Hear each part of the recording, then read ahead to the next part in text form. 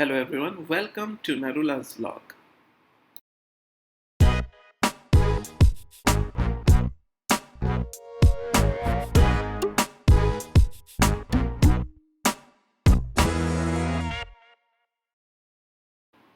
तो आज हम बात करने वाले हैं कश्मीर के बारे में। क्या आप भी कश्मीर जाने की प्लानिंग कर रहे हैं और कंफ्यूज हैं कि यार कौन सा होटल करें, कहाँ जाएं, घूमने लायक वहाँ पे क्या क्या जगह है, खाने के लिए क्या बेस्ट ऑप्शन मिलेगा। बहुत सारे सवाल हमारे और आपके मन में होते हैं और कभी कभी इन्हीं सवालों की वजह से हम ज़्यादा कुछ फाइंड आउट नहीं कर पाते हैं और एक टूर पैकेज बुक कर लेते हैं। तो टूर पैकेजेस के साथ हर किसी का एक्सपीरियंस जो है वो अलग अलग होता है। इस वीडियो की हेल्प से मैं कोशिश करूँगा कि आपको कश्मीर के बारे में सारी इन्फॉर्मेशन दे सकूँ कि आप अपना टूर कैसे प्लान कर सकते हैं, क्या क्या वहाँ पे चैलेंजेस हो सकते हैं और कैसे आप अपने इस ट्रिप को यादगार बना सकते हैं। तो चलिए शुरू करते हैं का व्लॉग और स्टार्ट करते हैं होटल बुकिंग से। तो जनरली मैं जो होटल बुकिंग के लिए यूज़ करता हूँ वेबसाइट वो है मेक माई ट्रिप, और यहाँ पे भी हम मेक माई ट्रिप को ही यूज़ करने वाले हैं अपनी बुकिंग के लिए। आप और भी साइट्स अगर आप जानते हैं, आप यूज़ करना चाहते हैं तो आप उससे बुक कर सकते हैं, बट जनरली मैं इसी से बुक करता हूँ। तो अब होटल बुकिंग के लिए सबसे पहला स्टेप ये है कि आपका बजट क्या है और आप लोग कितने लोग हो। तो यहाँ पे मैंने जो डेज़ रखे हुए हैं वो अपना हो गया 5 नाइट और 6 days, okay, and 1 room for 2 adults. और मेरा बजट मैं यहाँ अप्रॉक्सीमेट लेके चल रहा हूँ कि 3000 से 3500 के बीच में होने वाला है। तो काफ़ी होटल्स हमें यहाँ पे देखने को मिल जाते हैं। लेट्स सपोज ये एक शानी गेस्ट हाउस है, हम इसे चेकआउट कर लेते हैं। इसका जो प्राइस है वो 1643 रुपीज़ पर नाइट है। एंड मेरे ख्याल से होटल्स आपको कश्मीर में ज़्यादा महंगे नहीं लेने चाहिए। रीज़न ये है कि दिन भर आप तो टूर पे होंगे, एक्सप्लोर करने में आप लगे होंगे और आप सिर्फ नाइट को स्टे करने के लिए ही होटल पे आने वाले हैं। तो एस पर माय चॉइस, अगर मेरे पास ऐसी चॉइस होती है तो मैं एक बजट रूम बुक करना ही पसंद करूँगा। अगेन ये आपकी इच्छा है, आप अपने हिसाब से बुक कर सकते हैं। तो 1643 इसका प्राइस है एंड विद कॉस्ट ये अराउंड आपको 700 रुपीज़ 1700 रुपीज़ का पड़ जाएगा। तो चलिए इस होटल को देख लेते हैं।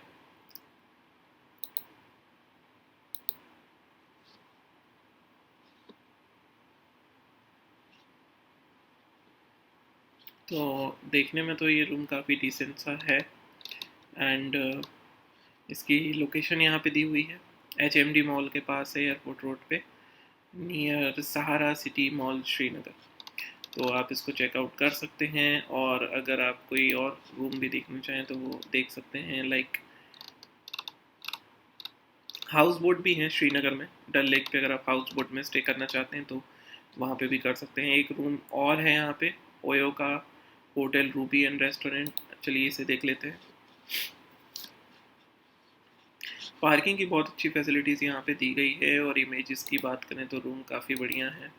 टेबल चेयर है, टीवी है, बेड लगा हुआ है बहुत बढ़िया, और कबर्ड भी हमें मिलता है यहाँ पे। तो ठीक है, मतलब रेस्ट करने के हिसाब से बढ़िया रूम है। 2872। और ये कहाँ पे है? हजूरी बाग में है श्रीनगर के। अगेन यहाँ पे चेक इन टाइम जो है 12 PM का है और चेकआउट टाइम जो टाइम है वो 11 AM का है। लेकिन अगर आप जल्दी पहुँच जाते हैं तो आप अर्ली चेक इन के लिए रिक्वेस्ट कर सकते हैं, बट अगर आप जम्मू से ट्रैवल कर रहे हैं श्रीनगर के लिए तो मुझे नहीं लगता कि आप इतनी जल्दी पहुँच पाएंगे। क्योंकि नॉर्मली अगर आप 10 बजे भी निकलते हो तो 8 आवर्स आपको पहुँचने में श्रीनगर लग जाते हैं अगर आप टैक्सी से जाते हैं। तो बस से भी आप जा सकते हैं, बट मैं पर्सनली बस से जाना प्रेफर इसलिए नहीं करूँगा क्योंकि जो रास्ता है श्रीनगर का वो काफ़ी मोड़ पड़ते हैं रास्ते में, और जिन्हें मोशन सिकनेस की प्रॉब्लम है उन्हें प्रॉब्लम हो सकती है, लाइक वोमिट हो सकती है।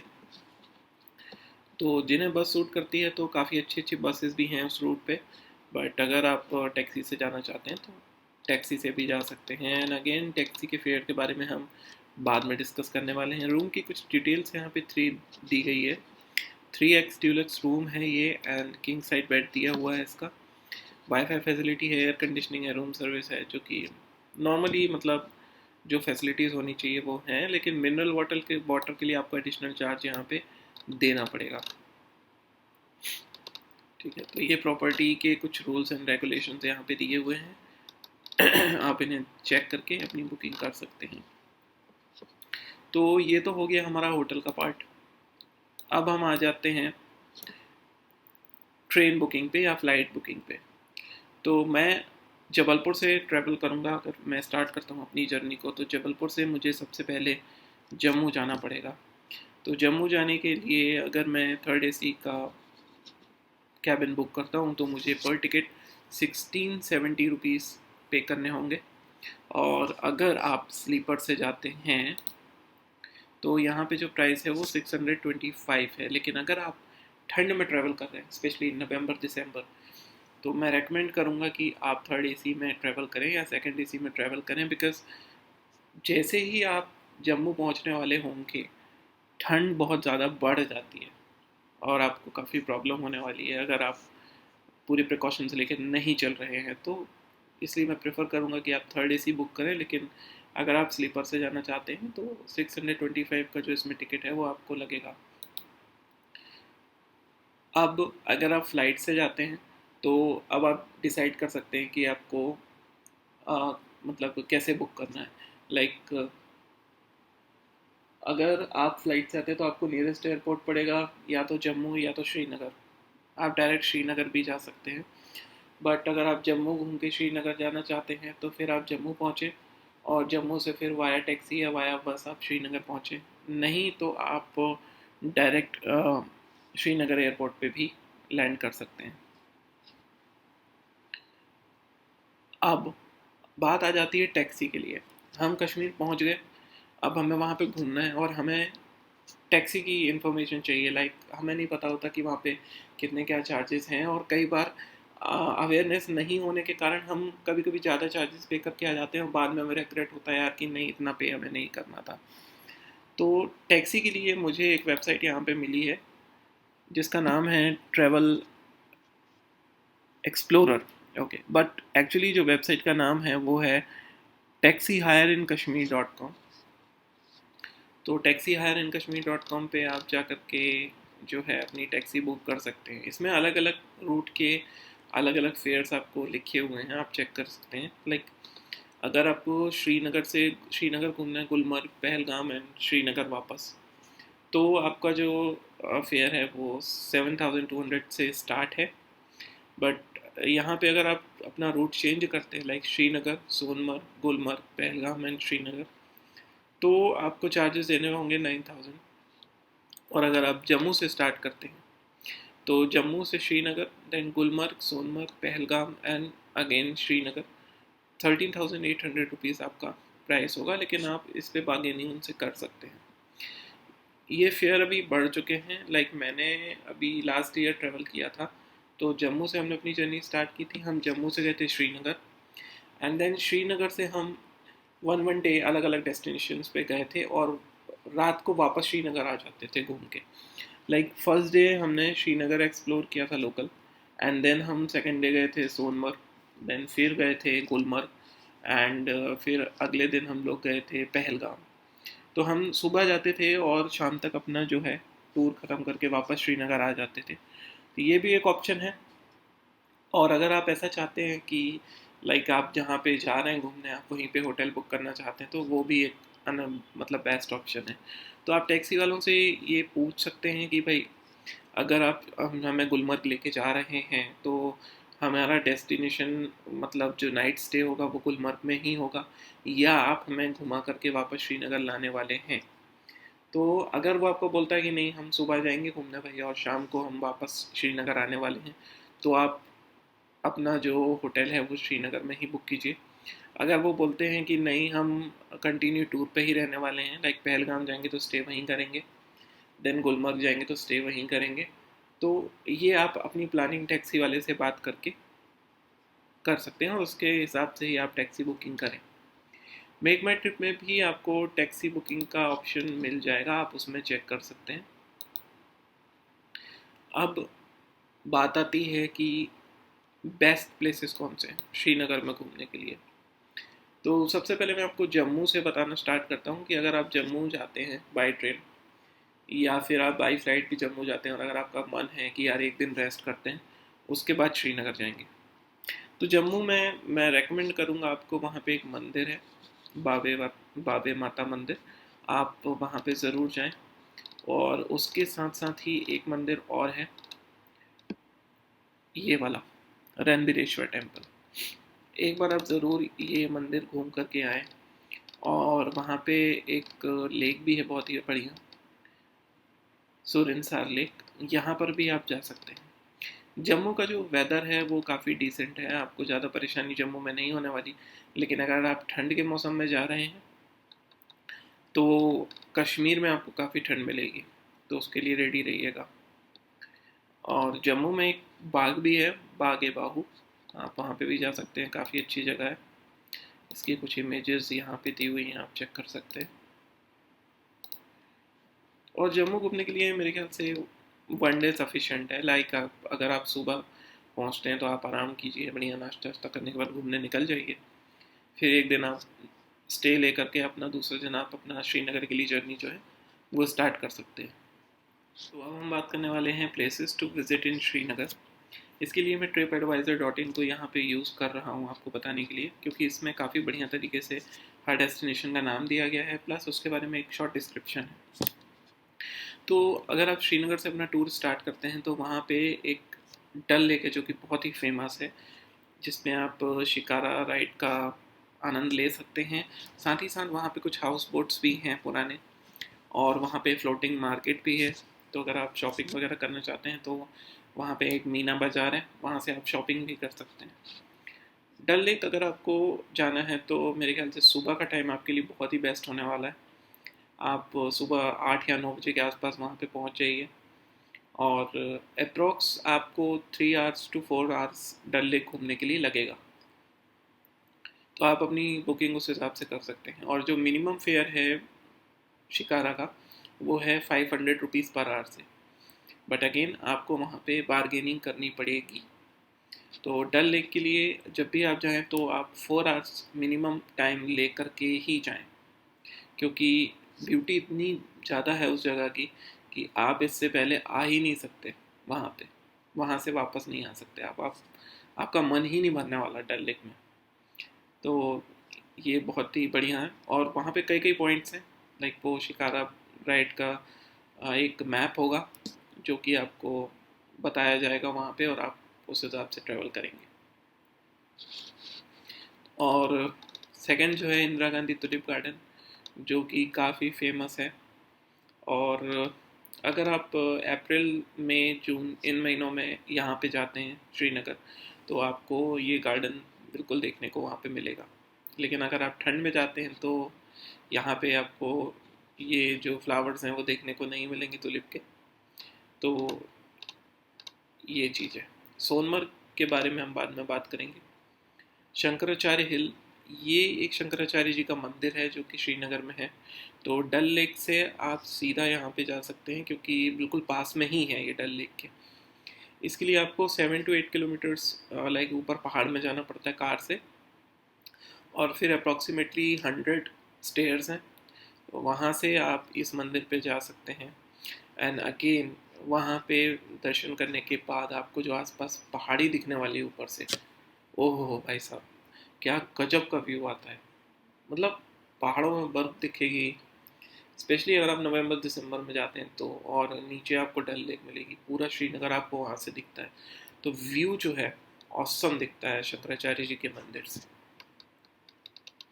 अगला है हमारा निषाद गार्डन। अगेन अगर आप ठंड में जाएंगे तो आपको यहाँ कुछ भी नहीं देखने मिलने वाला है, बट हाँ गर्मी में आपको यहाँ पे काफ़ी हरियाली मिल जाती है। और एक ये नागिन लेक है, कुछ गलत लिखा हुआ है, इसको नागिन लेक बोलते हैं वहाँ के लोग। तो ये भी काफ़ी अच्छी जगह है। लाइक अगर आप नाइट में वहाँ पे जाते हैं तो बहुत ही बढ़िया व्यू होता है वहाँ पे। तो आप ये भी कंसिडर कर सकते हैं। उसके बाद जो मुझे काफ़ी अच्छा लगता है वो है एक मुग़ल गार्डन। तो मुग़ल गार्डन भी एक बहुत ही प्यारी जगह है जो आप कंसिडर कर सकते हैं। एंड ये परी महल, वैसे तो काफ़ी स्पॉट्स हैं वहाँ श्रीनगर में घूमने के लिए, लाइक एक खीर भवानी मंदिर है। एंड फिर ये हमारा एक हो गया हज़रत बाल, यहाँ पे भी आप जा सकते हैं, मस्जिद है बहुत ही प्यारी।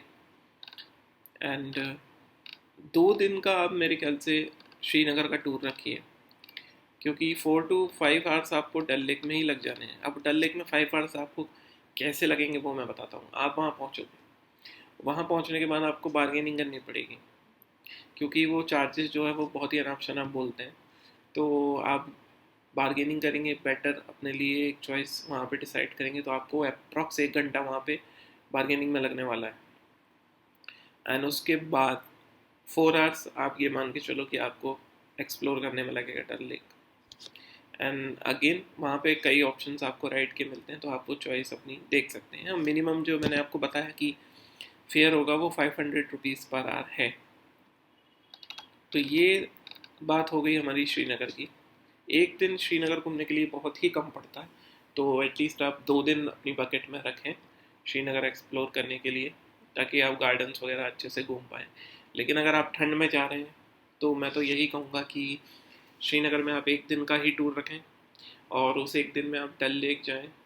एंड ये जो हमारा मंदिर है शंकराचार्य जी का, आप वहाँ जा सकते हैं, और कोई भी एक गार्डन आप चेक कर सकते हैं। बट अगेन ध्यान रखिएगा कि शाम को 7 बजे के बाद वहाँ पे सारे टूरिस्ट अट्रैक्शन जो हैं वो क्लोज कर दिए जाते हैं। तो ये बात हो गई श्रीनगर की। अब हम आ जाते हैं पहलगाम में।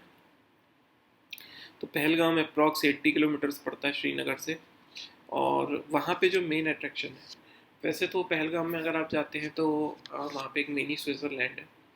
तो बहुत ही प्यारी जगह है। मैं कहता हूँ अगर कहीं भी आप जाओ या ना जाओ पहलगाम में, लेकिन मिनी स्विट्ज़रलैंड आप देख के ही आना, बहुत ही बढ़िया जगह है। बट अगेन वो थोड़ा ऊंचाई पे है, तो आपको घोड़े से जाना होगा। एंड जो चार्जेस हैं वहाँ घोड़े के 1500 रुपीज़ पर पॉइंट, ऐसा वो चार्ज करते हैं। लेकिन अगेन अगर आप ज़्यादा लोग हैं तो आप बार्गेनिंग उनसे कर सकते हैं। उसके बाद आरू वैली जो है वहाँ पे बहुत ही फेमस अट्रैक्शन है।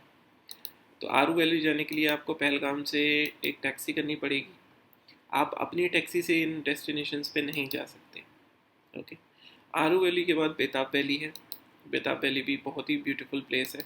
तो मैं तो आपको सजेस्ट करूँगा कि अगर आप पहलगाम जा रहे हैं तो आरू वैली और बेताब वैली दोनों जाओ, बहुत ही बढ़िया जगह है।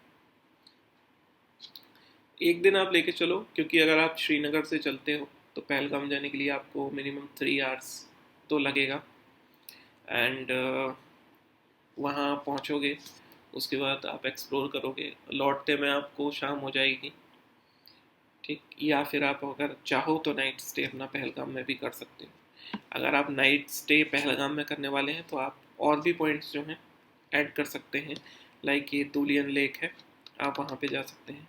और पहलगाम से पास में एक शेषनाग लेक है, जो कि अप्रॉक्स 36 to 40 किलोमीटर्स है।